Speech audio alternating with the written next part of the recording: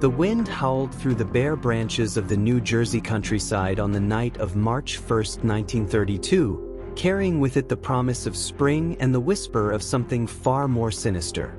Inside the sprawling Georgian colonial mansion nestled in the rolling hills of Hopewell, New Jersey, 20-month-old Charles Augustus Lindbergh Jr. lay sleeping peacefully in his second-floor nursery, unaware that this would be his last night in the safety of his family home. The golden-haired toddler, with his father's piercing blue eyes and his mother's gentle smile, had become America's beloved little eaglet, the precious son of the nation's greatest hero. His father, Colonel Charles Lindbergh, had captured the world's imagination just 5 years earlier when he completed the first solo non-stop flight across the Atlantic Ocean in his single-engine plane, the Spirit of St. Louis. In May 1927, the 25-year-old aviator had taken off from Long Island and landed in Paris 33 hours later, instantly transforming from an unknown airmail pilot into the most famous man on Earth. The shy, lanky Midwesterner with the boyish grin had become Lucky Lindy, a symbol of American courage, ingenuity, and the boundless possibilities of the modern age. His marriage to Anne Morrow, the brilliant and cultured daughter of a wealthy diplomat and banker, had seemed like a fairy tale romance, and their young son represented the perfect culmination of their golden lives. But fame, as the Lindberghs would learn in the most horrific way possible, came with a terrible price. The relentless media attention that had followed Charles since his historic flight had intensified after his marriage and the birth of his son. Photographers with long lenses lurked in bushes around their Englewood home, reporters bribed servants for scraps of information about their private lives, and crowds of curious strangers regularly gathered outside their gates. The constant intrusion had driven the family to seek refuge in their new home in the rural hills of Hopewell, a secluded estate where they hoped to find the privacy and peace that had been stripped from them by their unwanted celebrity. The house itself stood like a fortress against the outside world, its red brick walls and white columns rising majestically from manicured grounds surrounded by dense woods. Charles had personally overseen every detail of its construction, ensuring that it would provide the security and seclusion his family desperately needed. The nursery, located on the second floor in the southeast corner of the house, had been designed as a sanctuary for little Charlie, with large windows that let in the morning sun and a door that opened onto a small balcony overlooking the gardens below. Anne Morrow Lindbergh, just 25 years old and expecting their second child, had spent that Tuesday evening reading in the living room while her husband worked in his study. The household staff had gone about their usual evening routines, with the baby's nurse, Betty Gow, preparing Charlie for bed around 7:30. The little boy had been suffering from a cold for several days, and had decided to keep him home rather than take him to visit her parents in Englewood as they usually did on weekends. It was a fateful decision that would haunt her for the rest of her life. Betty Gow, a devoted Scottish woman in her late 20s who had cared for Charlie since his birth, followed her nightly ritual with loving attention to detail. She bathed the toddler, dressed him in his warm sleeping suit, and tucked him into his custom-made crib. The sleeping suit was special, handmade by his grandmother with careful stitches and a unique design that would later become crucial evidence. Betty attached the child to his crib with safety pins, a precaution and had requested after Charlie had begun climbing out of bed during his afternoon naps. After adjusting the window shutters and turning on the small electric heater to ward off the March chill, Betty kissed the little boy goodnight and closed the nursery door behind her. The house settled into its evening quietude, with only the occasional creak of old timber and the distant sound of wind through the trees to break the silence. Charles finished his work and joined Anne in the living room, where they sat together reading until around 9 o'clock. It was then that Charles heard what he would later describe as a sharp, cracking sound, like wood splintering or breaking. The noise seemed to come from the direction of the kitchen or perhaps somewhere outside, but it was brief and not particularly alarming. Houses, especially new ones, made all sorts of sounds as they settled, and Charles thought nothing more of it as he returned to his book. At 10 o'clock, Betty Gao climbed the stairs to check on her charge one final time before retiring to her own room. She approached the nursery door quietly, not wanting to wake the baby if he was sleeping peacefully. As she slowly pushed open the door and peered into the dimly lit room, her eyes immediately went to the crib. What she saw there would be seared into her memory forever and would mark the beginning of what would become known as the crime of the century. The crib was empty. The safety pins that had secured little Charlie were still attached to the blankets, but the child was gone. For a moment, Betty stood frozen in the doorway, her mind struggling to process what she was seeing. Perhaps Anne had come to get the baby.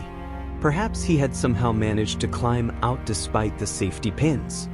But even as these thoughts raced through her mind, a cold dread was already spreading through her chest, and she knew in her heart that something was terribly wrong.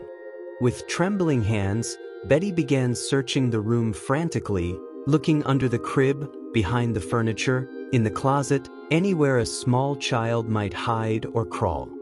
But Charlie was nowhere to be found. Fighting back panic, she rushed downstairs to find Anne, her footsteps echoing through the corridors like gunshots in the quiet house. She found Anne in her bedroom, preparing for bed, and with a voice barely above a whisper, asked if she had taken the baby. Anne's face went white as Betty's words sank in. Without another word, both women raced back up the stairs to the nursery, Anne's pregnant form moving as quickly as she could manage. When they reached the empty crib, Anne's knees nearly buckled. This couldn't be happening. This had to be some mistake, some horrible misunderstanding. But the evidence before her eyes was undeniable. Her precious son was gone. "Charlie!" Anne called out desperately, her voice growing louder and more frantic with each repetition. "Charlie! Charlie!" But the only response was the echo of her own voice bouncing off the walls of the empty room. Betty joined in the search, the two women tearing through every corner of the nursery, looking for any sign of the missing child or any clue to what might have happened to him. It was then that Anne noticed the envelope lying on the windowsill, a simple white envelope that hadn't been there when Betty had put Charlie to bed. With shaking hands, she picked it up, immediately noticing its weight and the careful way it had been sealed. Something was written on the outside in pencil, but neither woman could make sense of the crude handwriting in their state of panic. Charles was downstairs in his study when he heard the commotion above. The sound of his wife's voice calling their son's name with increasing desperation cut through the quiet house like a knife. He bounded up the stairs two at a time, his long legs carrying him quickly to the nursery where he found Anne and Betty in a state of near hysteria. One look at the empty crib told him everything he needed to know, and the blood drained from his face as the full horror of the situation hit him. With the controlled precision that had made him one of the world's greatest pilots, Charles immediately took charge of the crisis. He ordered Betty to search every room in the house while he examined the nursery for clues. He noticed immediately that one of the window shutters was warped and damaged, as if it had been forced open from the outside. Moving to the window, he peered out into the darkness and could make out what appeared to be impressions in the soft earth below, though it was too dark to see clearly. But it was Anne who made the discovery that confirmed their worst fears. The envelope on the windowsill contained a ransom note, written in broken English with a distinctive spelling and grammatical pattern that would become infamous. The message was brief but chilling.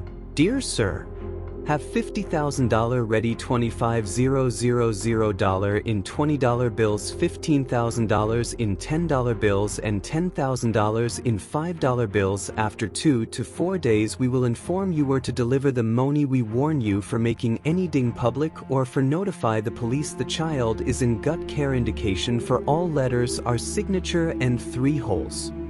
At the bottom of the note were 2 interlocking circles drawn in blue ink, with 3 small holes punched through the paper and filled with red ink. This bizarre signature would appear on all subsequent communications from the kidnapper, becoming one of the most recognizable symbols in criminal history. Charles read the note several times, his jaw tightening with each reading. $50,000 was an enormous sum in 1932, equivalent to nearly $1 million today, but he would have paid 10 times that amount to get his son back safely. What worried him more was the warning about not contacting the police. Every instinct told him that the authorities needed to be involved immediately, but the thought of doing anything that might endanger Charlie's life was unbearable.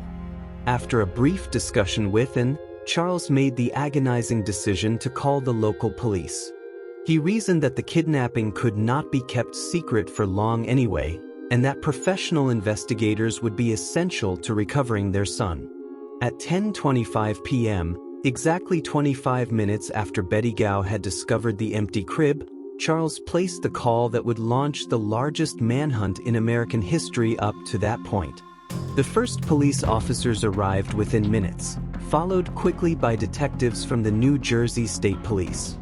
As they began their initial investigation, using flashlights to examine the area around the house, they made several crucial discoveries. Beneath the nursery window, pressed into the muddy ground, were clear footprints leading away from the house toward the nearby woods. About 75 feet from the house, they found a homemade ladder, constructed in 3 sections that could be folded for easier transport. The ladder was crude but functional, built from common lumber that could be purchased at any hardware store. However, several details about its construction would prove significant. One of the rails was split and damaged, suggesting that it had broken under the weight of someone carrying a burden, possibly a struggling child. Tool marks on the wood indicated that it had been constructed by someone with carpentry skills, and the design showed a careful attention to making it portable and concealable. As word of the kidnapping spread, the Lindbergh home was transformed into a command center. Reporters began arriving before dawn, setting up their equipment and interviewing anyone who would talk to them. Police officers cordoned off the area around the house, but they were fighting a losing battle against the media circus that was rapidly forming. By morning, hundreds of journalists, photographers, and curious onlookers had descended on the quiet rural community, turning the tragedy into a public spectacle. The ransom note had warned against publicity, but it was already too late for that. The story was front-page news in every newspaper in America and beyond. "Lindbergh baby kidnapped," screamed the headlines, and the entire nation held its breath as details of the crime began to emerge. The FBI, though not yet officially involved since kidnapping was not yet a federal crime, offered their assistance to local authorities. President Herbert Hoover personally called Charles to offer the full resources of the federal government in finding his son. Charles, meanwhile, was struggling with an impossible decision. The kidnapper had promised to make contact within 2 to 4 days with instructions for delivering the ransom money. Every hour that passed without word was agony, and Charles found himself torn between hope and despair. And, despite her pregnancy and the trauma of losing her son, showed remarkable strength and composure, though those close to her could see the toll the ordeal was taking. The investigation quickly focused on several key pieces of evidence. The ladder, which had been carefully examined by experts, showed that it had been constructed by someone with considerable carpentry skills. The wood was common North Carolina pine, but the construction techniques and tool marks provided important clues about the builder's background and experience. The footprints near the house indicated that the kidnapper was of medium build and had approached the house alone, though investigators couldn't rule out the possibility of accomplices waiting nearby. Perhaps most importantly, the ransom note itself provided a wealth of information about its author. The distinctive spelling errors, grammatical mistakes, and overall writing style suggested that English was not the writer's first language. Experts in handwriting analysis were brought in to examine the note, and they concluded that it had been written by someone of German or Scandinavian background, based on the specific types of errors and the formation of certain letters. 3 days after the kidnapping, on March 4th, a second ransom note arrived, this one demanding an increased sum of $70,000. The note explained that the price had gone up because of all the publicity surrounding the case, despite the kidnapper's warning to keep the matter private. This second note also provided the first direct communication about the child's condition, stating that he was being well cared for and was in good health. While this provided some comfort to the anguished parents, it also made clear that the kidnapper was aware of the media attention and was likely following the coverage closely. As the days stretched into weeks, the investigation expanded to cover multiple states and involve hundreds of law enforcement officers. Tips poured in from across the country, with thousands of reported sightings of suspicious individuals or unusual activities. Each lead had to be carefully investigated, but most led nowhere. The case was complicated by the fact that many people were attempting to take advantage of the situation, with numerous false ransom demands and hoax communications being sent to the family. It was during this period that an unusual figure entered the story, Dr. John F. Condon, a retired Bronx schoolteacher who would become known by the code name Jafsie. Dr. Condon, moved by the plight of the Lindbergh family, had published an open letter in the Bronx Home News offering to serve as an intermediary between the kidnappers and the family, and even to contribute his own money to the ransom. To everyone's surprise, the kidnapper responded to this offer, sending a note directly to Dr. Condon that bore the same distinctive signature of interlocking circles and 3 holes. Dr. Condon, a 72-year-old man with a theatrical personality and a deep sense of civic duty, suddenly found himself at the center of one of the most important criminal investigations in American history. He was instructed to place advertisements in the Bronx Home News using the code name Jafsie to communicate with the kidnapper, who identified himself as John. Over the following weeks, a complex and often confusing series of communications developed between Dr. Condon and the mysterious John, with messages passed through newspaper advertisements, letters, and eventually face-to-face meetings. The first meeting between Dr. Condon and the kidnapper took place on March 12th in Woodlawn Cemetery in the Bronx. Dr. Condon, accompanied by his friend Al Reich, waited nervously in the dark cemetery until a voice called out from the shadows. The man who approached claimed to be a representative of the kidnapping gang, not the actual kidnapper, and said his name was John. Dr. Condon later described him as being of medium height and build, with a distinctive accent that sounded German or Scandinavian. During this tense midnight meeting, John provided details about the kidnapping that had not been made public, convincing Dr. Condon that he was legitimate. However, he also delivered devastating news. The baby was not with him but was being held on a boat by other members of the gang. He promised that the child was safe and well cared for, but insisted that the ransom money had to be delivered before any exchange could take place. To prove his authenticity, he promised to send Dr. Condon something that belonged to the baby. True to his word, the kidnapper soon sent a package containing a gray sleeping suit that Lindbergh immediately and tearfully identified as the one Charlie had been wearing on the night he was taken. The sight of her son's clothing, handled by his captors and sent through the mail like a piece of evidence, was almost more than Anne could bear. But it also provided hope that Charlie was indeed alive and that the kidnapper was serious about returning him in exchange for the ransom money.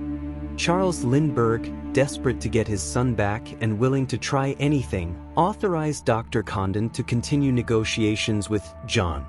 The ransom was assembled according to the kidnapper's specifications, with particular attention paid to recording the serial numbers of all the bills. Many of the bills were gold certificates, a type of currency that was being phased out and would be easier to trace if they appeared in circulation. This decision to use traceable money would prove crucial to the eventual resolution of the case. On the night of April 2, 1932, Dr. Condon and Charles Lindbergh drove together to St. Raymond's Cemetery in the Bronx for the final exchange. Charles waited in the car while Dr. Condon, carrying a box containing $50,000 in cash, walked into the cemetery to meet John. The cemetery was dark and eerily quiet, with only the distant sounds of the city providing any background noise. Dr. Condon waited nervously until he heard the agreed-upon signal, and then John emerged from behind a mausoleum. The exchange was brief and businesslike. John took the money and handed Dr. Condon a note containing what he claimed were instructions for finding the baby. According to the note, Charlie was being held on a boat called Nellie near Martha's Vineyard, Massachusetts. As soon as Dr. Condon returned to the car with this information, Charles immediately began making arrangements to search for the boat, contacting authorities in Massachusetts and organizing a search of the waters around Martha's Vineyard. But the search proved fruitless. No boat named Nellie could be found, and it soon became clear that the kidnappers had not upheld their end of the bargain. Charles spent days flying over the waters around Martha's Vineyard, desperately scanning the ocean for any sign of the missing boat, but there was nothing. The $50,000 was gone, and little Charlie was still missing. The cruel deception added another layer of anguish to an already unbearable situation, and the family began to fear the worst. Their fears were confirmed on May 12, 1932, more than 2 months after the kidnapping. A truck driver named William Allen, searching for firewood in a grove of trees about 4.5 miles from the Lindbergh home, made a discovery that would bring the case to its tragic conclusion. Partially buried under leaves and debris, he found the decomposed remains of a small child. The body was badly deteriorated, but enough remained for positive identification. Anne and Charles Lindbergh's worst nightmare had become reality. Their precious son, their little eaglet, was dead. The medical examiner's report concluded that Charlie had died from a skull fracture, likely caused by a blow to the head. The injury could have been inflicted deliberately or could have occurred accidentally during the kidnapping, perhaps when the makeshift ladder broke under the kidnapper's weight as he carried the struggling child down from the nursery window. The discovery of Charlie's body transformed the case from a kidnapping to a murder investigation, and it intensified the already massive manhunt for his killer. The nation mourned with the Lindbergh family, and the public's demand for justice became a roar that could be heard from coast to coast. President Hoover authorized the full involvement of federal investigators, and the case became a top priority for law enforcement agencies across the country. For more than 2 years, the investigation continued without a major breakthrough. Thousands of suspects were questioned, hundreds of tips were followed up, and the serial numbers of the ransom bills were circulated to banks and businesses across the country. The gold certificates proved particularly useful in tracking the money circulation, as businesses were required to turn them into banks as the currency was being phased out of circulation. IT was the strategy that finally led to the breakthrough investigators had been waiting for. On September 18, 1934, a German immigrant named Bruno Richard Hauptmann stopped at a gas station in the Bronx to buy fuel for his car. When he paid for the gas with a $10 gold certificate, the station attendant, who had been instructed to watch for such bills, became suspicious. Gold certificates were rare by this time, and the station attendant decided to write down Hauptmann's license plate number on the back of the bill before depositing it at the bank. When the bank forwarded the bill to federal authorities and they checked the serial number against their list, they made an electrifying discovery. This was one of the bills from the Lindbergh ransom money. The license plate number led them directly to Bruno Richard Hauptmann, a 35-year-old carpenter living with his wife Anna and their young son in a modest apartment in the Bronx. Hauptmann's background made him an intriguing suspect. Born in Germany in 1899, he had served in the German army during World War I and had a criminal record that included burglary and armed robbery. He had entered the United States illegally in 1923, stowing away on a ship, and had been arrested twice for illegal entry before finally gaining legal status through marriage to Anna Schoffeler, a German-American waitress, In 1925, on September 19, 1934, police surrounded Hauptmann's apartment building and arrested him as he returned home from work. The arrest was dramatic but peaceful, with Hauptmann showing no resistance as he was taken into custody. When police searched his apartment and garage, they made discoveries that seemed to tie him directly to the crime. Hidden in his garage, they found more than $13,000 in gold certificates from the ransom money. Under questioning, Hauptmann claimed that the money belonged to a friend named Isidor Fish, who had died recently and had left a shoebox of cash in Hauptmann's care. But the evidence against Hauptmann went far beyond the ransom money. When investigators examined the wood used to construct the kidnapping ladder, they made a startling discovery. One of the ladder rails appeared to have been cut from a floorboard in Hauptmann's attic.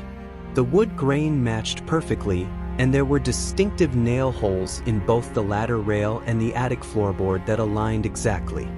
Furthermore, tools found in Hauptmann's possession showed markings that matched tool marks found on the ladder. Perhaps most damaging of all was the handwriting evidence.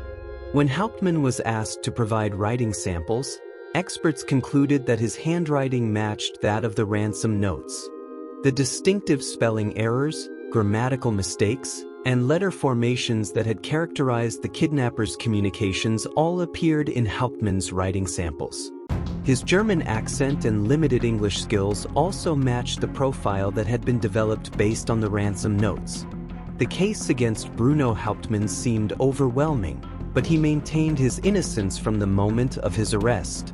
He claimed to know nothing about the kidnapping or murder of the Lindbergh baby, and he stuck to his story about the money belonging to Isidor Fish. His wife Anna supported his alibi, claiming that he had been home with her on the night of the kidnapping, but investigators found inconsistencies in their statements.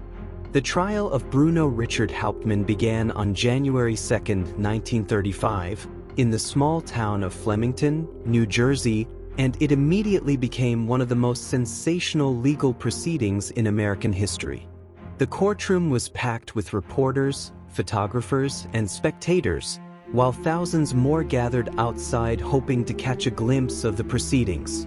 The media coverage was unprecedented, with radio broadcasts bringing the trial directly into American homes and newspapers providing detailed daily coverage. The prosecution, led by New Jersey Attorney General David Willans, presented what appeared to be an ironclad case against Hauptmann. They methodically laid out the evidence connecting him to the crime: the ransom money found in his possession, the ladder constructed from wood matching his attic floorboard, the handwriting analysis showing his authorship of the ransom notes, and his suspicious behavior when arrested. Dr. John Condon took the stand to identify Hauptmann as the man he had met in the cemetery, though his identification was not as certain as prosecutors would have liked. Charles Lindbergh himself testified, providing dramatic testimony about the night his son was kidnapped and his participation in the ransom delivery. His presence in the courtroom added enormous weight to the prosecution's case, and his calm, dignified demeanor while recounting the tragedy moved spectators to tears. When he identified Hauptmann's voice as the one he had heard calling out, "Hey, doctor," in the cemetery on the night of the ransom delivery, it provided a crucial link between Hauptmann and the crime. The defense, led by attorney Edward Riley, faced an almost impossible task. They argued that Hauptmann was being framed for a crime he didn't commit, and they tried to cast doubt on the physical evidence and witness testimony. They suggested that the ladder could have been planted by police, that the handwriting analysis was unreliable, and that Dr. Condon's identification was uncertain. They maintained that the ransom money had indeed belonged to Isidor Fish, and that Hauptmann was simply an innocent man who had become caught up in a case that demanded a scapegoat. But the defense was hampered by several factors. Hauptmann's previous criminal record made him an unsympathetic defendant, and his thick German accent and limited English made it difficult for him to communicate effectively with the jury. More importantly, the evidence against him was extensive and seemed to form a coherent picture of guilt. The defense's attempts to suggest alternative theories or to implicate other suspects lacked credibility and failed to create reasonable doubt in the minds of the jurors. The trial lasted for 5 weeks, with testimony from more than 100 witnesses.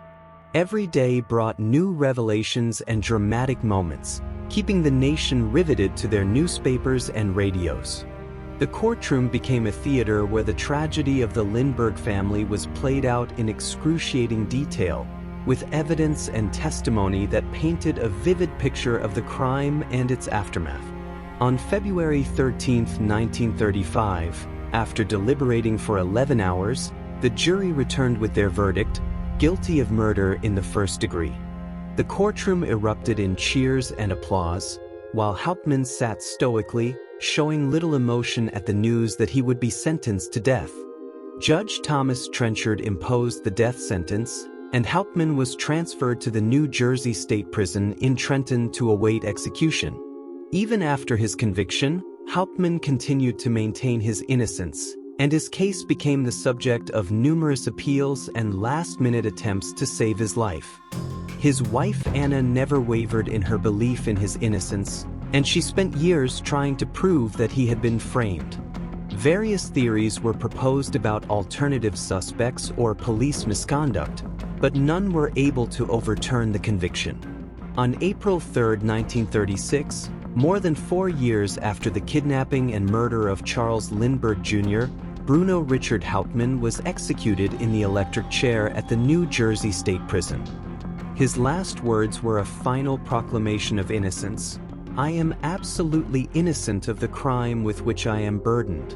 With his death, the legal case was closed, but questions and controversies about his guilt or innocence would continue for decades. The Lindbergh kidnapping case had profound and lasting effects on American society and law enforcement. The tragedy led directly to the passage of the Federal Kidnapping Act, also known as the Lindbergh Law, which made kidnapping a federal crime and allowed FBI agents to pursue kidnappers across state lines. This legislation gave federal authorities much greater power to investigate such crimes and helped to establish the FBI as a premier law enforcement agency. The case also highlighted the dark side of celebrity and the price of fame in modern America. The Lindberghs' experience with invasive media coverage and public scrutiny changed how famous people thought about privacy and security. Charles and eventually left the United States for several years, seeking refuge in Europe where they hoped to escape the relentless attention that had made their lives unbearable. For the American public, the Lindbergh kidnapping represented a loss of innocence and a shattering of the optimistic spirit that had characterized the 1920s. The crime occurred during the depths of the Great Depression, when many Americans were already struggling with economic hardship and uncertainty about the future. The brutal murder of an innocent child, taken from his own home despite all the precautions his famous parents had taken, seemed to symbolize the vulnerability and randomness of modern life. The media coverage of the case also set new standards for crime reporting and established many of the patterns that would characterize such coverage for decades to come. The combination of celebrity, mystery, and tragedy proved irresistible to newspapers and radio stations, and the case became a template for how major crimes would be covered by the media. The term "trial of the century" was coined for the Hauptmann trial, though it would be applied to many subsequent cases. The question of Hauptmann's guilt or innocence has never been fully settled, despite his conviction and execution. Over the years, numerous books, articles, and documentaries have examined the case, with some arguing that he was indeed guilty while others contend that he was framed or that the real killer was never caught. The evidence against him was largely circumstantial, and some of the investigative techniques used in the 1930s would not meet today's standards for reliability and accuracy. What cannot be disputed is the lasting impact of the tragedy on the Lindbergh family. Charles and Anne never fully recovered from the loss of their first child, and the experience changed them both profoundly. They had 5 more children together, but they lived their lives under a shadow of fear and sadness that never completely lifted. Anne, who became an accomplished author and aviator in her own right, wrote movingly about the kidnapping and its aftermath, but she could never escape the memory of that terrible night when she discovered her son's empty crib. The case also had lasting effects on law enforcement techniques and criminal investigation methods. The use of scientific evidence, including handwriting analysis, wood analysis, and careful examination of physical evidence, became more sophisticated as a result of the Lindbergh case. The cooperation between local, state, and federal authorities that was necessitated by the investigation helped to establish protocols that are still used today in major criminal cases. Perhaps most importantly, the Lindbergh kidnapping served as a stark reminder of the vulnerability of children and the lengths to which criminals will go in pursuit of money or notoriety. The image of little Charlie Lindbergh, snatched from his crib in the middle of the night, became a symbol of every parent's worst nightmare and helped to focus public attention on the need for better child protection laws and enforcement. The case remains one of the most famous and controversial crimes in American history, a complex puzzle of evidence, testimony, and human drama that continues to fascinate and disturb people nearly a century after it occurred.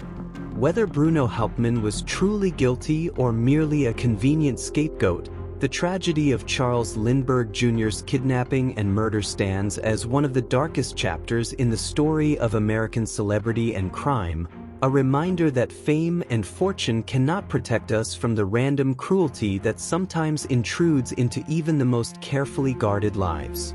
In the end, the Lindbergh case was about more than just one family's tragedy or one man's guilt or innocence. It was about the collision between America's fascination with celebrity and the harsh realities of criminal violence. It was about the power of the media to shape public opinion and the difficulty of finding truth in the midst of sensational coverage and public hysteria. Most of all, it was about the loss of innocence, not just of a 20-month-old child who never had the chance to grow up, but of a nation that learned that even its greatest heroes were not immune to the random acts of evil that can shatter any life at any moment. The empty crib in the Hopewell nursery became a symbol that haunted America, a reminder that in a world where anyone could become famous and anyone could become a target, safety and security were illusions that could be shattered in an instant.